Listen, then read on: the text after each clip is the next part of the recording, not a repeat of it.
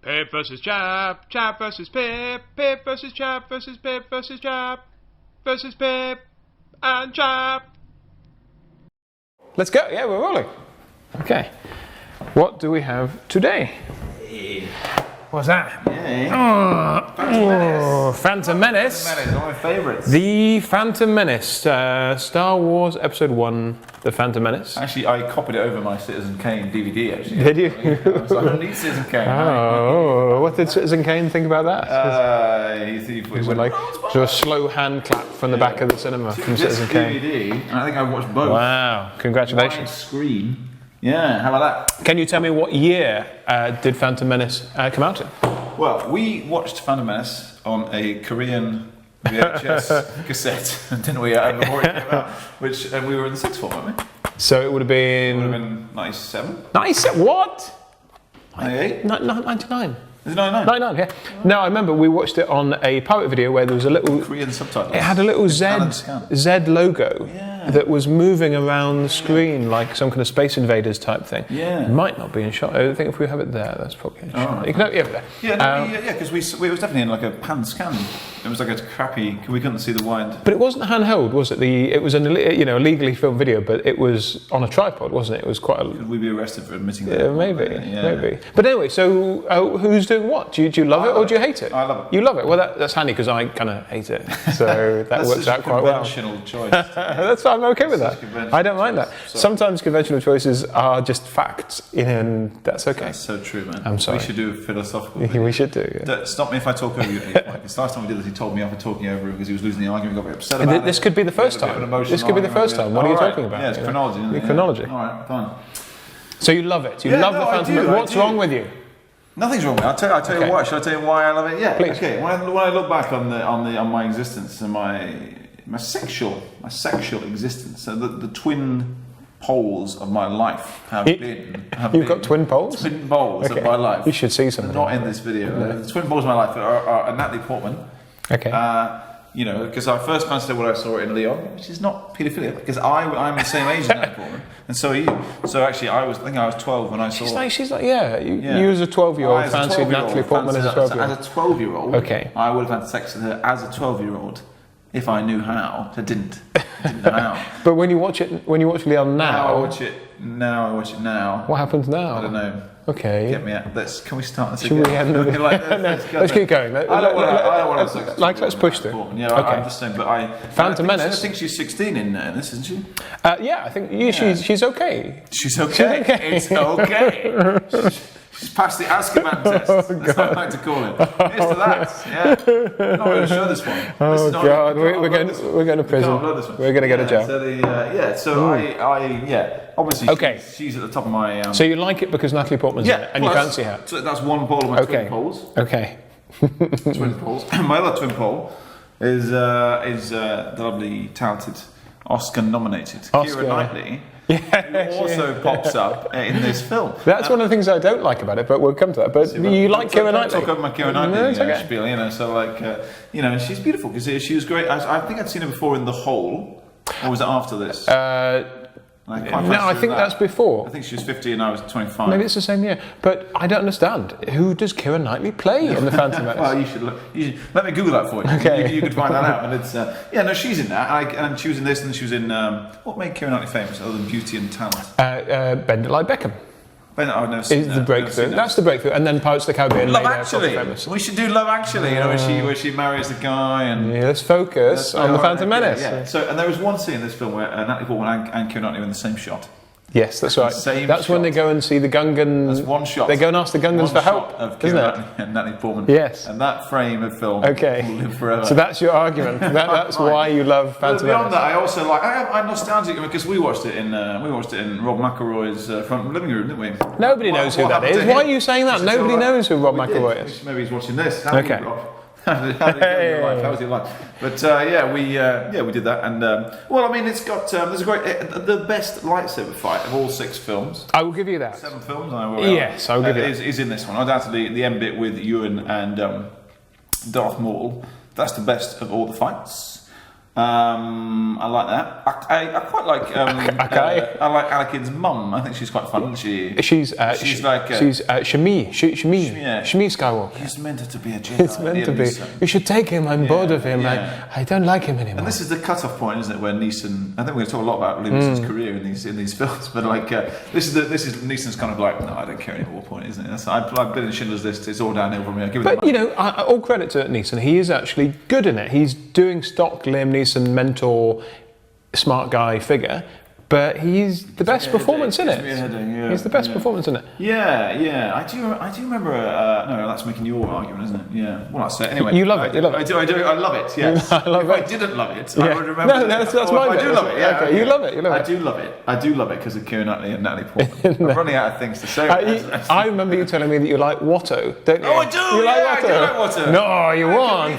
Yeah, that's actually great, isn't it? Which one's Watto? Who's Watto? Watto is the flying lizard guy who can't be fooled by the Force. He's a bit Jewish, isn't he? They kind of do him as... Is that? You say something racist in every video. Is that bad? Is that bad? No, but they portray him... It's like Alec Guinness in Oliver Twist, isn't it? It's just a little bit... They portray him as liking money. No. But you know, the voice and everything is quite kind of... Oh, no. Oh.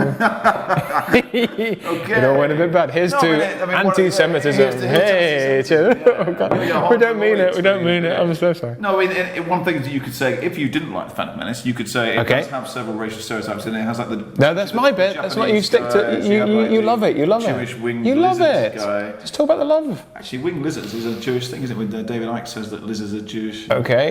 Is that? Okay. It's a whole other video. But you like Watto? Yeah, no, because that's... Why do you like Watto? Because there's the whole thing is where Liam Neeson tries to use the Force, doesn't he? And he yes. kind of goes like... you should give me the boy or whatever it is. I like that bit. Yeah. You swindled me. You swindled me. He's winning his own spin-off film. Little Annie? Yeah. Little Annie. It's the bit, isn't it, where like Anakin's like 10 and Natalie Portman comes to tuck him in or something like that. and you watch it go like, they're going to have sex, aren't they? They're going to have Luke and Leia in it. And when I was... That gave me hope, you know, so I was like, if I was 10... It gave you new hope. It gave me new hope. New hope. Yeah, I like that. Yeah. I remember that. It was the first time we've seen like really big CGI.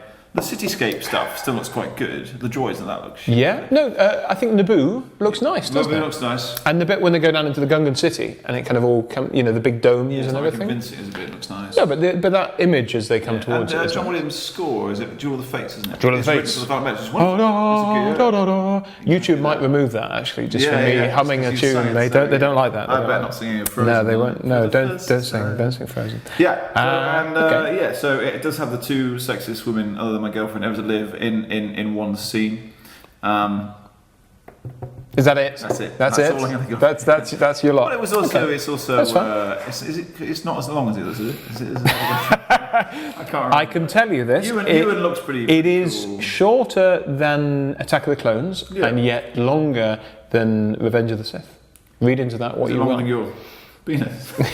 Or your twin poles. I'm not sure we should run another way. I think we should show this one. So that's you hating. No, that's you loving. You love it. You love it. I love it. No, I hate it. I hate it. Let me be very silent so you can say. No, you can. No, I don't want to come in. undermine you. I don't want to make you feel continuity is going to go into shreds. But I remember, like many people, the kind of build-up to watching Phantom Menace was really emotional. That we were all so excited when those trailers came out, and I remember watching it on that pirate video, and actually it makes me sound like a bit of a wimp, but I cried afterwards. I did. I'm not ashamed to say. Did you? I was really just in the corner, in a kind of little sobbing kind of way. I was really upset. I was really upset because did you cry? I did cry. No, I told you. I'm sure I did. I'm telling you now on the internet. Wow. I'm telling you now that I cried. And it's a bit like Simon Pegg at the start of Space 2 when he burns the funeral pyre of all his Star Wars stuff because people were that disappointed. Line, is it? That's the first line of Phantom Menace. I remember just going, ooh. Oh. And that I think is a big mistake. That the original movies always had a sense of fun and adventure and scoundrels and the underdog as well. And the fact that Phantom Menace begins with two really boring, rule-following Jedi arriving somewhere to talk about peace treaties and trade federations and trade routes and stuff like that, and embargoes. That opening stuff on the space station is so misjudged and so boring. Yeah, it's boring. And I think the great tragedy of it is actually Ewan McGregor. You're using the word tragedy. I am. I think it's a tragedy because I think Ewan actually got much, much better in Clones and Sith. It's a beard. And you feel like he's gone, actually, I'm not going to listen to George, I'm just going to have a bit of fun and have a bit of fun. And in the first one, I don't know what he's doing. I think he's focusing on the Alec Guinness accent, and he's just really weird and wooden, and I think that's a huge shame. Brian Blessed, isn't it? Has got Brian Blessed. That is a good impression. He's the Gungan leader. What's his name? I don't know, just do that again. Flash Gordon. Gordon's alive! No, I can't do that. So you had like a date with Brian Blessed, and then you stood. No, I was going to interview Brian Blessed. I remember being on the South Bank. I spoke to He Brian. rang you. It was like, "Where are you? Where are you, Chris?" I was supposed to interview Brian Blessed and missed the interview. You missed the interview. I spoke to him while I was on the toilet. Bizarrely enough, I did take a call from Brian. I'm sorry, Brian. Hello, is that Chris? We're going off tangent. But I think Having a poo. Dive. The tone of it is very boring, and they need a Han Solo character. Yeah, and Obi-Wan could have been that, and he becomes a bit more of that in the follow-ups, but he's not that there. I think it's a mistake that Anakin is such a moppet. Yeah, Anakin's fucking. Are we swearing? Are we allowed to beat swear? that out. Okay. But Anakin's such a moppet, and You've already been anti-Semitic. the idea. Oh no. What audience are we going to offend? But the idea that he's such a moppet, and also he created C-3PO, and also he's a ninja pod racer. That's a really boring. I think what you're saying about the Natalie Portman, Keira Knightley kind of Amidala having a double, Padme Amidala, all that, is really strange, because it's really unclear in the movie at what point we're supposed to get that she is a double. That's not why I'm interested in. No way. But I think the whole double thing is really weird, and I just wish that they had just said, actually, the Queen is going to come with you on the planet, and you're going to get to know her a bit better. The pod race is quite sort of fun, isn't it? That's all right. And the shiny ship. The shiny ship is quite fun. And I actually genuinely, I would much rather watch The Phantom Menace than watch Indiana Jones 4. Okay. I've never been able to go back to the Crystal Skull even for 5 minutes. I just can't stand it. So I generally find Phantom Menace, I find its flaws, in some ways I feel like its flaws reflect my flaws. I feel like its problems are my problems. And you're bloated and boring, and you have Keira Knightley and Natalie Portman in you. Yeah, so, but I got better as I You went. got better. I got better as I went. Yeah, I let everyone down.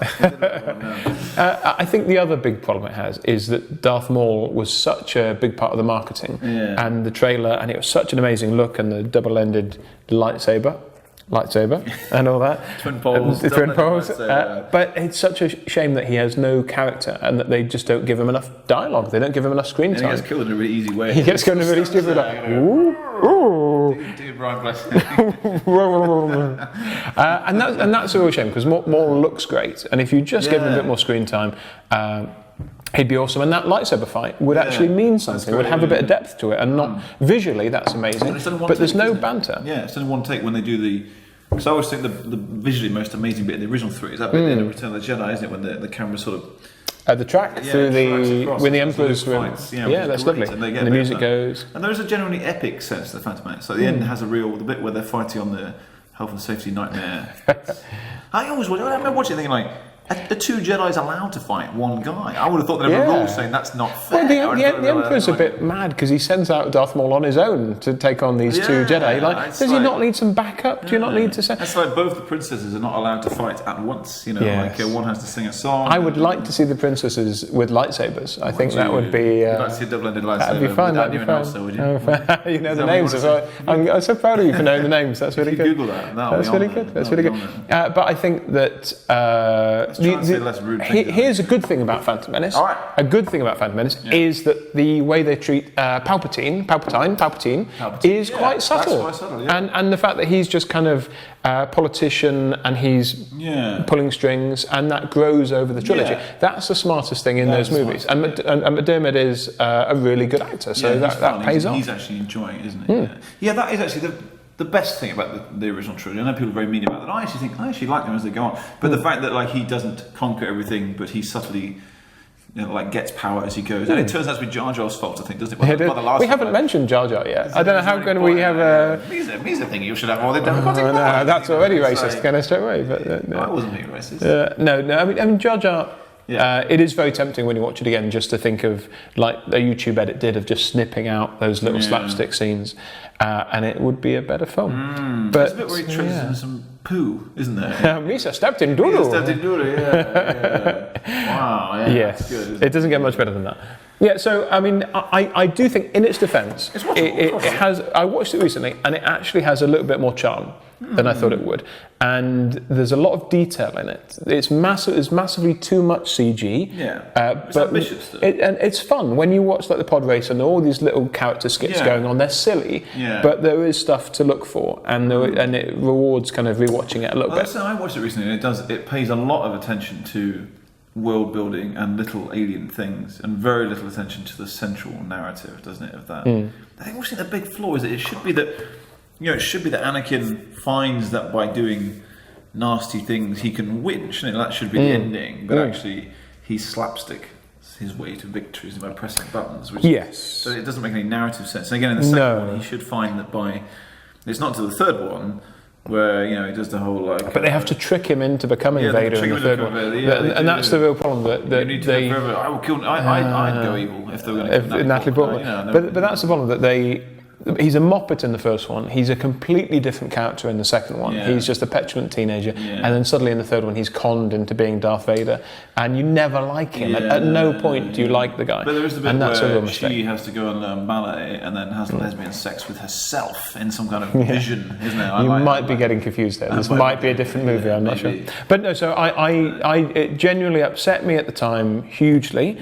When I went back more recently, I enjoyed it more than I expected it to. I think the fact that we've got new ones coming and they could be hopefully awesome and fix those problems and have the fun that Star Wars should have, and the underdog side of it that they should have, I think that makes me more relaxed to like the Phantom Menace. Relaxed, are you? Have you been tense since 1999 about this issue? Have you? Maybe, and I feel like I've had a release.